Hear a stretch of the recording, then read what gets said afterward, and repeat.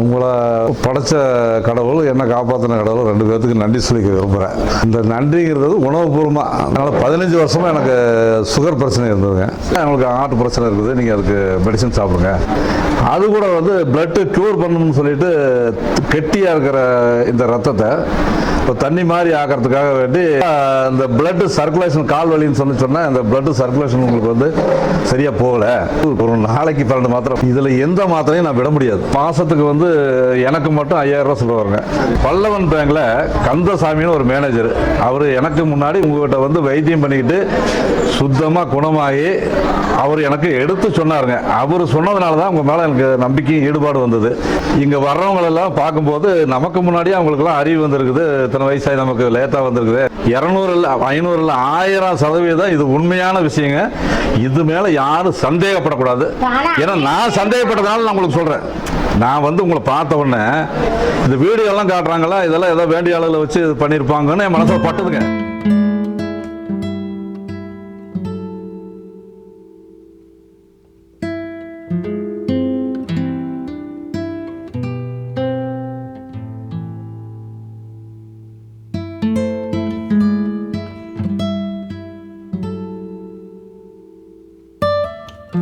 திரு கோபால் ஐயா இவங்க வந்து கரூரில் வசிக்கிறாங்க. இவங்க நம்ம சிகிச்சைக்கு வந்து கிட்டத்தட்ட 10 வருஷம் முடிஞ்சிருச்சு. இந்த பதிவு வந்து 2013 வந்து எடுக்கிறோம். 2013 எப்படின்னா அவங்க வந்து 1.5 வருஷம் நம்ம சிகிச்சை எடுத்ததுக்கப்புறம் 2013, அதுக்கு முன்னே 1.5 வருஷமாக சிகிச்சை எடுக்கிறாங்க. அப்போ ஒரு பதிவு எடுக்கிறோம். அடுத்து 2013 லாஸ்ட்டில் ஒரு பதிவு எடுக்கிறோம். இப்போ 2014 6வது மாதம் ஓடிட்டுருக்கு. இன்னும் நல்லா தான் இருக்காங்க. அவங்க ஆரோக்கியமாக திருப்தியாக இருக்காங்க. இப்போ என்ன விஷயம் அப்படின்னா, இவங்க நம்மகிட்ட ட்ரீட்மெண்ட்டுக்கு வர்றது என்னென்னா சுகரு, பிபி, ஹார்ட் பிரச்சனை, இன்னும் நிறைய பிரச்சனை சொன்னாங்க. இந்த தொடு சிகிச்சைக்கு வராங்க. வந்து ஆரம்பத்தில் வந்து நம்பலை, கொஞ்சம் குழப்பம் அவங்களுக்கு அதிகமாக இருக்குது. போக போக போக பார்த்தீங்கன்னா அந்த தொடு சிகிச்சை எடுக்கிறப்ப மருந்து படிப்படியாக குறைச்சிட்டோம். சுத்தமாக குறைச்சிட்டு விட்டுட்டாங்க. உடனே நிப்பாட்டில் படிப்படியாக தான் குறைச்சோம். ரொம்ப நாள் மருந்து எடுத்ததுனால உடனே நிப்பாட்டினா உடம்பு சிரமப்படும், தடுமாறும். அப்போ படிப்படியாக அப்படின்னு சொல்லி அந்த மருந்தை கொஞ்சம் கொஞ்சமாக குறைச்சிட்டு கொஞ்ச நாளுக்கு அப்புறம் பார்த்தீங்கன்னா நல்லா ஆரோக்கியமாக சூப்பராகிட்டாங்க. அவங்க தாங்க முடியாத சந்தோஷத்தில் இருக்காங்க. இப்படிலாம் ஒரு வழி இருக்காப்பா, இப்படிலாம் வாழ முடியுமா, நோயை இல்லாமல் இருக்க முடியுமா, மனசுக்கு விரும்பினதெல்லாம் சாப்பிட்லாமா, பழங்கள் சாப்பிட்லாமா, ஸ்வீட் சாப்பிட்லாமா, நமக்கு தேவை நல்ல பிடித்தமான உணவுலாம் சாப்பிட்லாமான்னு சொல்லி வாழ்ந்துக்கிட்டு அனுபவிச்சுக்கிட்டு சந்தோஷமாக இருக்காங்க. அப்புறம் 2013 வந்து ஒரு பேட்டி கொடுக்குறீங்களா, அந்த பேட்டி வந்து அலசியிருப்பார். அவர் போட்டு கண்ணாப்புன்னு பேசியிருப்பார். அது ரொம்ப வித்தியாசமாக இருக்கும் அவர் கொடுத்த பதிவு. அந்த 10 வருஷமாக ஒரு மனுஷன் வந்து ஒரு சிகிச்சை கொடுத்துட்டா மட்டும் ஆரோக்கியமாக வாழ முடியாது. அதுக்கடையில் அவங்களுடைய வாழ்வியல் முறைகள்லாம் இருக்குல்ல, உணவு முறைகள், அந்த பிரயாணங்கள், அலைச்சல், மனம் சம்பந்தமான குடும்பத்தில் உள்ள பிரச்சனைகள், இதெல்லாம் வரப்போ உடம்புக்கு ஏதாவது ஒரு இடையில நிறைய பிரச்சனைகள்லாம் வரும்ல. 10 வருடங்களை கடக்கிறது வந்து எளிமையான விஷயம் இல்லை தானே. உங்கள்கிட்ட வந்தது 2013. இப்போ இன்றைக்கி 2023 முடிய போதுங்க. நல்ல மாதம் 10ஆம் மாதம். என்னுடைய பேர் வந்து கே கோபாலுங்க. இப்போ எனக்கு 69 முடியுது. 15 வருஷமாக இதுக்கு நான் சொல்கிறதுக்கு முன்னாடி உங்களை படைச்ச கடவுள் என்ன காப்பாற்றின கடவுள் ரெண்டு பேர்த்துக்கு நன்றி சொல்லிக்க விரும்புகிறேன். இந்த நன்றிங்கிறது உணவுபூர்வமாக இந்த நீங்கள் சொல்லுவீங்களே, இந்த அணுக்கள் மூலமாக சொல்லிக்கணும் விரும்புகிறேன். அதெல்லாம் இந்த அணுக்கள்லாம் உள்ளே எல்லாம் என்ன செய்ய வேண்டியதெல்லாம் செஞ்சுட்டு இருக்கிறது உங்கள்கிட்ட வந்ததுக்கப்புறம் தெரிஞ்சுக்கிட்ட புதுசாக ஒரு அறிவு வந்தது. அதனால் 15 வருஷமாக எனக்கு சுகர் பிரச்சனை இருந்ததுங்க. ஹார்ட் பிரச்சனை, இங்கே கையில் வலிக்கும், காலில் வலிக்கும், இந்த மாதிரி இடது சைடில் எல்லாம் வலிக்கும். டாக்டர் போனோன்னா எங்களுக்கு ஹார்ட் பிரச்சனை இருக்குது, நீங்கள் அதுக்கு மெடிசன் சாப்பிடுங்க. அப்புறம் அதுக்கு மெடிசன் கொடுத்தாங்க இந்த ஹார்ட்டுக்கு. அது கூட வந்து பிளட்டு க்யூர் பண்ணணும்னு சொல்லிட்டு கெட்டியாக இருக்கிற இந்த ரத்தத்தை தண்ணி மாதிரி ஆக்கிறதுக்காக வேண்டி டேப்லெட்டு. நான் செய்கிற தொழிலில் காயமெல்லாம் சாதாரணமாக படுங்க. அப்புறம் அதுக்கப்புறம் தொடர்ந்து என்ன பண்ணால் லேசாக என்னமோ வயிற்றில் கொஞ்சம் வந்து ஒரு மாதிரியான உணர்ச்சி தெரியுதுங்க. இந்த வயிற்றுலையும் தொடலையும் ஏதோ கரகரப்பு சூடு இருக்கிற மாதிரி ஒரு உணர்ச்சி தெரியுதுங்க. இந்த மாத்திரை சாப்பிட்றதுக்கு முன்னாடி இதை போட்டுங்க, உங்களுக்கு மேற்கொண்டு மாத்திரைனால புண்ணு வராதுன்னு சொல்லிட்டு ஒரு மாத்திரை எழுதி கொடுத்தாருங்க. அது இப்போ கிட்டத்தட்ட உங்கள்கிட்ட வர்ற வரைக்கும் தினசரி காலையில் ஒன்று போட்டுக்கணும். என்னைக்காவது மறந்துட்டு போட மாட்டோம்னா நைட்டில் வந்து இங்கெல்லாம் தொந்தரவு வரணும். ஒரு மாதிரி அதாவது வறட்சியாக, குடலும் தொண்டையும் வறட்சியாக இருக்கும். இதை சாப்பிட்டுட்டு வந்தோங்க. அதுக்கப்புறம் வந்து அடிஷ்னலாக இந்த பிளட் சர்க்குலேஷன் கால் வலின்னு சொன்னால் இந்த பிளட் சர்க்குலேஷன் உங்களுக்கு வந்து சரியாக போகலை அப்படின்னு சொல்லிட்டு அதுக்காக ஒரு கேப்சல் அது கொடுத்துருந்தாலும் அது இப்படியே அடிஷ்னலாக மெடிசன் சேர்ந்து ஒரு நாளைக்கு 12 மாத்திரை கேப்சல், ஒரு நாளைக்கு 12 மாத்திரை. இதில் எந்த மாத்திரையும் நான் விட முடியாது. சுகர் மாத்திரையை விட்டாக்கா அடுத்த நாள் காலையில் பார்க்குறப்போ உடம்பு வலி வந்துடும். ஒரு நாள் அது இல்லைன்னா அந்த உடம்பு வலி பிச்சு எடுக்குங்க. அது குறிப்பாக வந்து இந்த இடது பக்கம் கழுத்து, இந்த கழுத்து எல்லாம் வலி ரொம்ப அதிகம் எடுத்துருங்க. அப்புறம் அதை சொல்லும்போது அதுக்கு ஒரு மாத்திரை தினசரி போட்டுக்கணும்னு சொல்லி சொன்னாங்க. மாதத்துக்கு வந்து எனக்கு மட்டும் 5000 ரூபா சொல்லுவாங்க. அப்புறம் இவங்களுக்கும் எங்கள் வீட்டில் ஒய்ஃப் பத்மாவதின்னு பேர், இவங்களுக்கு சின்ன சின்ன பிரச்சனை இருந்து இப்போ அவங்க 2 பேர்த்துக்கு சேர்த்து மெடிக்கலில் இருந்து ஒரு 7 ரூபாயிலேருந்து 9 ரூபா பில்லு மாதம் வீட்டுக்கு கொண்டாந்து கொடுத்துட்டு வீட்டில் கொண்டாந்து கொடுத்துட்டு மாதம் கொடுத்துட்டு பில்லை வாங்கிட்டு போயிடுவாங்க. பல்லவன் பேங்கில் ஒரு மேனேஜர், அவர் எனக்கு முன்னாடி உங்களுக்கு தெரிஞ்சு உங்கள்கிட்ட வந்து வைத்தியம் பண்ணிக்கிட்டு சுத்தமாக குணமாகி அவர் எனக்கு எடுத்து சொன்னாருங்க. அவர் சொன்னதுனால தான் உங்கள் மேலே எனக்கு நம்பிக்கையும் ஈடுபாடு வந்தது. கரெக்டாக 16 மாதம் ஆகுது இப்போ நான் வந்து. ஆனால் நம்பிக்கை வந்து எனக்கு 1% கூட கிடையாதுங்க. உள்ளே வரும்போது சரி இது என்னன்னு பார்க்கணும் பிடிவாதம் மட்டும் எனக்கு இருந்தது தவிர 1% கூட கிடையாது. அது எப்படி முடியும், எப்படி சாத்தியமாகும்? ஒரு மருந்து இல்லாமல், ஒரு ஊசி இல்லாமல், இல்லை ஒரு இந்த வலிச்சு விடுற கேரளா மாதிரி வலிச்சு விடுற தன்மை இல்லாமல் இது எப்படி குணமாகும்? சரி பார்க்கலாங்க. 2.5 மாதம் 3 மாதத்துக்கு அப்புறம் எனக்கு ஒரு நம்பிக்கை துளுத்துதுங்க. அப்புறம் தான் சரி இதில் நீங்கள் பார்க்குறதுல வந்து ஏதோ நல்ல விஷயம் இருக்குன்னு நல்லா தெரிஞ்சுக்கணும்னு சொல்லி பேசாமல் வந்து உட்காந்துக்கிட்டு இருப்பேன். அப்புறம் தொடர்ந்து எல்லாம் அந்த வீடியோ போடுறத பார்த்துக்கிட்டு இருப்போம், வர்ற வியாதிஸ்தர்களை பார்த்துக்கிட்டு இருப்பேன். அப்போ இந்த 2.5 மாதத்துக்கு அப்புறம் எனக்கு கொஞ்சம் அந்த அறிவு, இந்த காரணமெல்லாம் தெரிஞ்சதுக்கப்புறம் இங்கே வர்றவங்களெல்லாம் பார்க்கும்போது நமக்கு முன்னாடியே அவங்களுக்குலாம் அறிவு வந்திருக்குது. இத்தனை வயசாகி நமக்கு லேட்டாக வந்திருக்குது, ரொம்ப காலம் தாழ்த்தி வந்திருக்கு.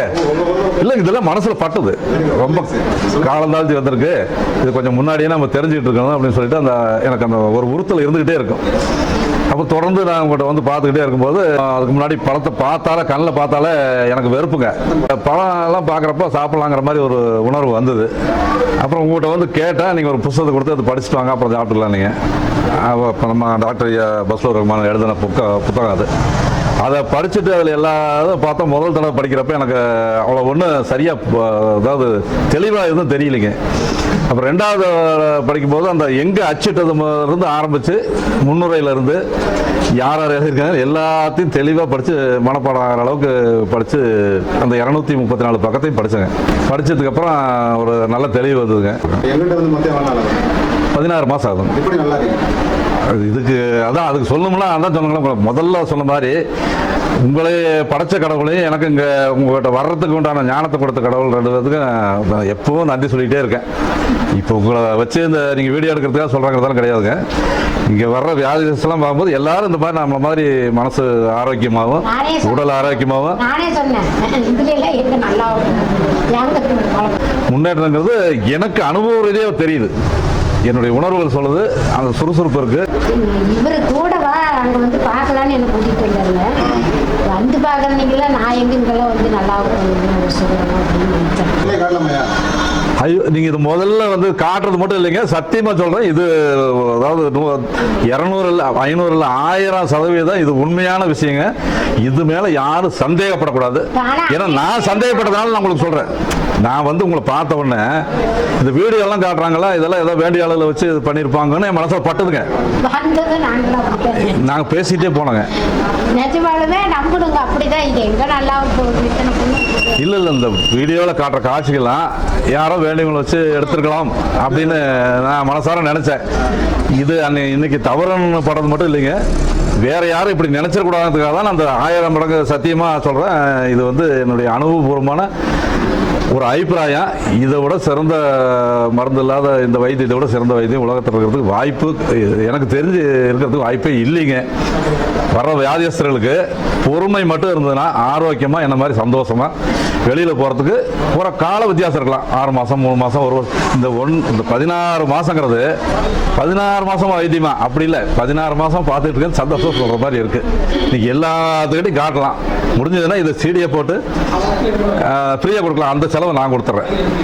ஏன்னா இதில் எனக்கு ஒரு சந்தோஷம். கிட்டத்தட்ட ஒரு 2 வருஷமாக அவங்களுக்கு உடம்புல ஒரு அரிப்பு வந்துச்சு. அப்போ அரிப்பு வர்றது நல்லது அப்படின்னு சொல்லிட்டு நம்ம அதுக்குரிய சிகிச்சையை கொடுத்துக்கிட்டே இருக்கோம். அது என்னென்ன புள்ளிகளை பயன்படுத்தணுமோ அதெல்லாம் கொடுத்து அந்த புள்ளிகளை பயன்படுத்தி அவங்களுக்கு புரிய வைக்கிறோம். அதெல்லாம் கழிவுகள் தான் வெளியில் போகுது, பொறுத்துக்கிட்டால் நல்லது. இல்லை எனக்கு சரின்னு தோணுதியா, ஆனால் சிரமம் கஷ்டமாக இருக்குது. கொஞ்சம் அந்த சொரிஞ்சிக்கிட்டு ரொம்ப 2 வருஷமாக சொரிஞ்சு ரொம்ப வேதனையாக இருக்குது, ஆனால் பொறுத்துக்கிறேன் அப்படின்ட்டு பொறுத்துக்கிட்டாங்க. அதுக்கப்புறம் பார்த்தீங்கன்னா அந்த கழுத்தில் இந்த பின் கழுத்தில் ஒரு கட்டி வருது, சீல் மாதிரி வந்து அந்த புண்ணு கிட்டத்தட்ட 1.5 வருஷமாக வந்துட்டு இருக்கு. இப்போ இந்த இடத்துல ஒரு கட்டி புண்ணு வருதுன்னா அது வந்து யூரினரி பிளாடர்னு சொல்லுவோம். எங்கள் மருத்துவ முறை என்ன சொல்லுதுன்னா கிட்னி, யூரினரி பிளாடர். அப்போ இங்கே வரக்கூடிய புண்ணும் அதில் வந்த 1.5 வருஷமாக அதில் சீல் வந்துக்கிட்டே இருக்குது. நான் சொல்லிட்டேன் அது உங்கள் கிட்னியோ யூரினரி பிளாடரோ க்யூர் ஆகிட்டுருக்கு. அப்போ இந்த சீல் வந்தால் வரட்டும், பொறுத்துக்க முடியும்னா பொறுமையாக இருக்குங்க. கிட்டத்தட்ட 1.5 வருஷமாக அவங்க பொறுமையாக இருக்காங்க. படிப்படியாக அதுவும் சரியாயிடுச்சு. இப்படி ஒவ்வொரு விஷயமா கடந்து வந்துக்கிட்டே இருக்காங்க. இப்போ இடையில நம்ம தொடு சிகிச்சை எடுக்கிறாங்க. அவங்களுக்கு என்னென்ன புள்ளிகளை பயன்படுத்தணுமோ அந்த கிட்னிக்கு, ஹார்ட்டுக்கு, கல்லீரல், மண்ணீரல்னு அப்போக்கப்போ அந்த நாடியில் என்ன வேரியேஷன், அதாவது இன்பேலன்ஸ் காட்டுது, அதுக்குரிய புள்ளிகளை நம்ம தொட்டு ட்ரீட்மெண்ட் கொடுத்துக்கிட்டே இருக்கோம். நல்லபடியாக போயிட்டுருக்கு. அப்புறம் கொஞ்ச நாள் சென்று பார்த்தா திடீர்னு அவருக்கு பல கட்டங்களை தாண்டி வந்திருக்கு. அந்த 10 வருஷன்றது ஈஸியாக கடந்துடல. நிறைய நம்ம சிகிச்சை எடுக்கிறவங்க நம்மகிட்ட நிறைய இருக்காங்க. 10 வருஷம், 8 வருஷம், 15 வருஷம்னு கடந்தவங்க நிறையா இருக்காங்க. ஆனால் அதுக்கடையில் நிறைய கடந்து வந்திருக்காங்க. ஒவ்வொரு நோயாளிகளும் நிறைய பிரச்சனைகளை கடந்து வந்திருக்காங்க. அது ஒரு பெரிய கதை. அதெல்லாம் சொன்னோம்னா அந்த வீடியோ இப்போ நீண்டுக்கிட்டே போகும். ஆமாம்ல, திடீர்னு வீட்டில் சண்டை வரும். அப்போ பார்த்தா திடீர்னு நெஞ்சு வலிக்குதும்பாங்க, வயசாகிடுச்சு இல்லை. அப்போ என்ன பண்ணுறது, அங்கே போனால் எதாவது பண்ணுவோம். அப்போ எங்கிட்ட வருவாங்க. அப்போ அதுக்குரிய ஐடியா சொல்லுவோம். திடீர்னு விருந்துக்கு போய் கண்டாப்பினான்னு சாப்பிட்ருப்பாங்க, செரிமானம் ஆகிருக்காது. அப்போ சில பிரச்சனைகள் வரும். அப்போ ஒடியாருவாங்க. அப்போ அதுக்கு சில ஐடியா கொடுப்போம். திடீர்னு தூக்கம் இல்லாமல் ஒரு வாரம் இங்கே அலைஞ்சிட்டு வந்திருப்பாங்க. அப்போ பார்த்தா திடீர்னு உடம்பு எதாவது பண்ணும். அப்போ என்ன பண்ணுறது, அப்போ அதுக்கு சில ஐடியா. இப்போ அந்த உடம்புடைய சூட்சமங்கள்லாம் தெரிஞ்சுக்கிட்டால் தான் அதெல்லாம் சொல்லித்தர முடியும். புரியல, வெறும் மருத்துவம் மட்டும்னா தடுமாறி. இப்போ மருத்துவம் ப்ளஸ் உடம்புடைய சூட்சமங்கள், இயற்கை சூட்சமங்களை புரிஞ்சுக்கிட்டு அந்த மருத்துவம் ஈஸி. நிறைய மனிதர்கள், நிறைய என்னுடைய குருமார்கள், நிறைய பேர், நிறைய புத்தகங்கள், நிறைய இயற்கை தேடல்கள். 10 வருஷம் ஆச்சுங்க. 19-20 கொரோனாங்க. ஒரு 18 நாள் மாடிப்படி ஏறாமல் இருந்தோம், சாப்பிடாமல் இருந்தோம். ஜுரம் இருந்தது. 15 நாள் ஜுரம் இருந்ததுங்க. இனிமேல் என்ன வேணாலும் சாப்பிடாங்க, ரெடியாக பசியால் இருக்காதுங்க, டெய்லி சாப்பிடுங்கன்னு சொன்னீங்க. அதுக்கப்புறம் 3 நாள் நான் தொடர்ந்து சாப்பிடாமல் இருந்தேன். எனக்கு மனசுக்கு திருப்தின்னு சொன்னவொன்னே சாப்பிட ஆரம்பிச்சிட்டேன். அப்போ ஒன்றும் பிரச்சனை இல்லை. எல்லாம் ஒன்றும் கொரோனாங்கிற மாதிரிலாம் ஒரு பாதிப்பெல்லாம் ஒன்றும் இல்லை. கழுத்தில் புண்ணு வந்து ஒரு 1.5 வருஷம் இருந்தது. அது இப்போ அதாவது 22 1.5 வருஷம் இருந்ததுங்க. ஆமாம், இப்போ இந்த டிசம்பர் 22 டிசம்பரில் தான் சரியாச்சுங்க. நல்லதுன்னு சொன்னீங்க. அப்புறம் காதில், இடது காதில் பட்டு வெடிச்சு ஒரு 15 நாள் தொடர்ந்து சீலாக வந்துட்டு இருந்ததுங்க. 15 நாள் ஒரு கெட்ட ஸ்மெல்லாம் ஒன்று இருக்காது. ஆனால் கடைசியில் ஒரு 4 நாள் வந்து கெட்ட ஸ்மெல் வந்தது. கடைசியாக காதெல்லாம் புண்ணாயிடுச்சு, காது அடைச்சிக்கிச்சு, காது கேட்கல, இடது காது கேட்கல. அப்புறம் தானாகவே டச் கொடுத்துக்கிட்டு இருக்கிற அப்படி ஒரு 3 மாசத்துல தெளிவாயிடுச்சு காது. நல்லதாக இருந்தனால தான் 3 மாதம் பொறுத்து எந்த பிரச்சனையும் இல்லாமல் தெளிவாக இருந்ததுங்க. அந்த அரிப்பு கிட்டத்தட்ட 1.5 வருஷமாக வந்தது. அப்புறம் கழுத்தில் ஒரு புண்ணு, அரிப்பு 2 வருஷமாக வந்து கழுத்தில் ஒரு புண்ணு வந்தது. அதுக்கடையில் பார்த்தீங்கன்னா அவங்க வீட்டில் ஒரு சின்ன பிரச்சனை. அதில் பார்த்தீங்கன்னா அவங்களுக்குள்ள ஏதோ ஒரு அதிர்வு ஏற்பட்டிருக்கு. ஒரு டென்ஷன், கோபம் வந்தாலும் பார்த்தீங்கன்னா ஒரு கண் அப்படியே செவந்து ரெடியூஸ் ஆகி அப்படியே ரத்தமாக மாதிரி தடிச்சு போயிருக்கு. அப்படியே பல்ஸ் பார்க்குறோம், அதுக்குரிய புள்ளிகளை டச்சு கொடுத்து இப்போ இத்தனை வருஷமாக அவங்க உடம்பு உங்களை பாதுகாத்த மாதிரி சரி பண்ண மாதிரி இப்போயும் உங்களோட உடலில் உள்ள எதிர்ப்பு சக்தி இதை சரி பண்ணும், பொறுமையாக இருங்க அப்படின்றாங்க. இப்போ இடையில வராங்க, வந்துட்டு அது படிப்படியாக மாறுறதை எனக்கு ஃபோட்டோ எடுத்து அவங்க தான் அனுப்புகிறாங்க. அந்த டென்ஷன் ஆகிட்டு ஏதோ ஒரு பிரச்சனை டென்ஷன் ஆகிட்டு கண்ணு அது என்ன காரணத்தினாலும் வந்து தெரியும். ஆனால் பெரிய அந்த வலது கண்ணுக்கு இடது கண்ணுக்கு பார்த்தீங்கன்னா 3 மடங்கு 3 டைம்ஸ் அந்த பெருசு இடது கண்ணு. இது வந்து போய் கண்ணை மூட முடியாமல் கண்ணு வெளியே வந்துருச்சுங்க. அதுக்கு நான் ஒன்று வந்து உங்களை பார்த்தோம் பண்ணேன், வேற ஒன்றும் சரியாயிருன்னு சொன்னீங்க. கொஞ்சம் பயந்துக்கிட்டு நேரம் உங்கள் ஊருக்கு வந்தேன். அங்கே பார்த்துட்டு அங்கே பேசிட்டு இருந்து டச் கொடுத்தீங்க, சரியாயிரும் போங்க நீங்கள். அப்புறம் ஒரு கரெக்டாக ஒரு 15 நாளில் தானாகவே எல்லாம் தெளிவாக சரியாயிடுச்சு.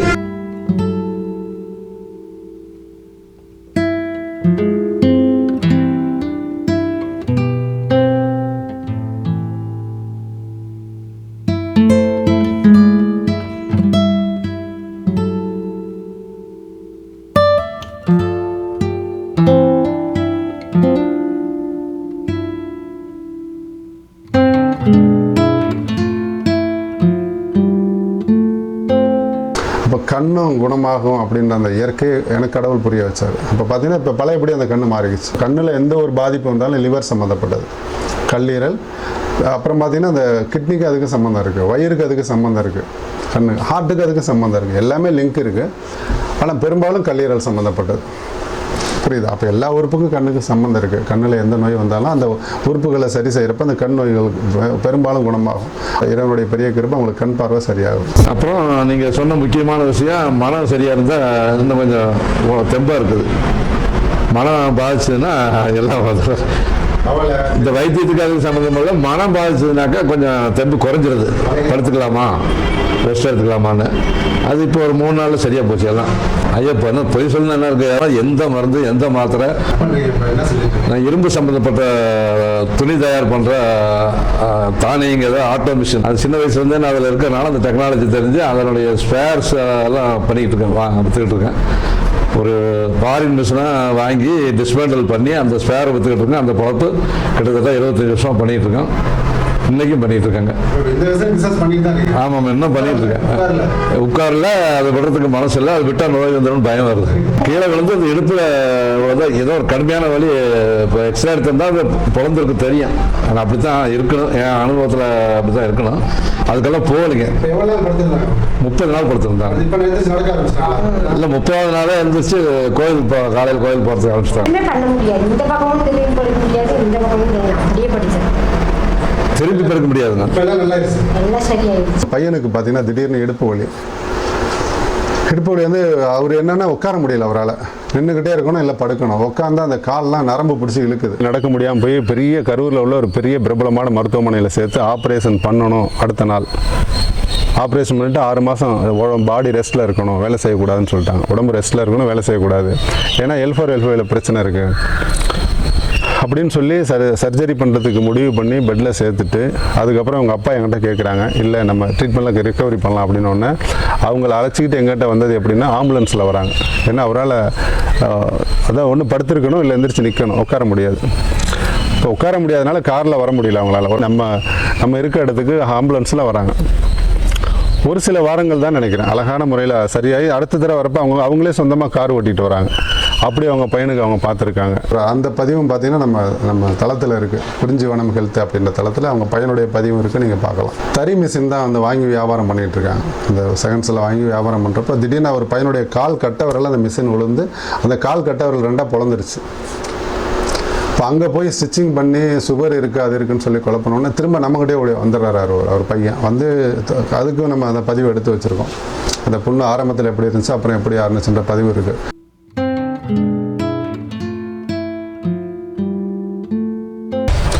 கிட்டத்தட்ட ஒரு 2-3 மாதம் வராங்க. பார்த்தீங்கன்னா அந்த பழையபடி அந்த கால் வந்துருச்சு.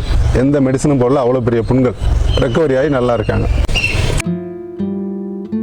இப்படி 10 வருஷமாக அவர் நிறைய பார்த்ததுனால இப்போ அவருக்கு ஒரு சந்தோஷமாக இருக்கார். அப்போ நோயின்றது ஒன்றுமே இல்லையா, நம்ம உடம்புல இவ்வளோ ஒரு அதிசயமும் ரகசியமும் இருக்கா, இயற்கையாக வாழ முடியுமா, சந்தோஷமாக எப்போ பார்த்தாலும் சிரிச்சுக்கிட்டே இருப்பார். நல்லா இருக்கேன், நோய் இல்லாமல் இருக்கார். எந்த மருந்து செலவோ நோயின்ற அந்த சிந்தனையோ இல்லாமல் இப்போயும் அவங்க பிஸ்னஸ் பண்ணிக்கிட்டு தான் இருக்காங்க, நல்லா இருக்காங்க.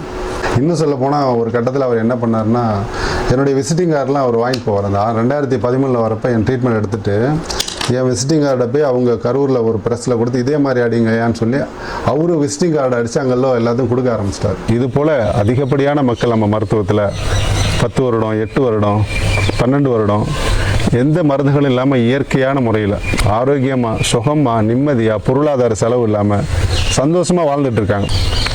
இறைவன் தன் நாடியவருக்கு அழகான வாழ்க்கையை கொடுக்குறேன், அமைதியான வாழ்க்கையை தரேன், நேரான வழியை காட்டுன்றான். நம்மால் வரைய அடிக்கடி சொல்லுவாங்க, இயற்கை ஒருபோதும் தவறு செய்வதில்லை அப்படின்ட்டு. இப்போ மனித உடல்ன்றது இயற்கை, மரம்ன்றது இயற்கை.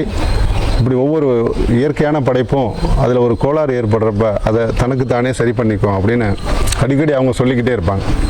உண்மை அதுதானே. இயற்கையையும் இந்த மனித உடலையும் படைத்தது இறைவன் தானே. இறைவனுடைய படைப்பு எப்படி தப்பாக மாறும்? நிச்சயமாக தப்பு செய்யாது. நாம் அதை புரிஞ்சிக்காமல் தப்பாக வாழ்ந்துக்கிட்டு இருக்கோம், அவ்வளவுதான்.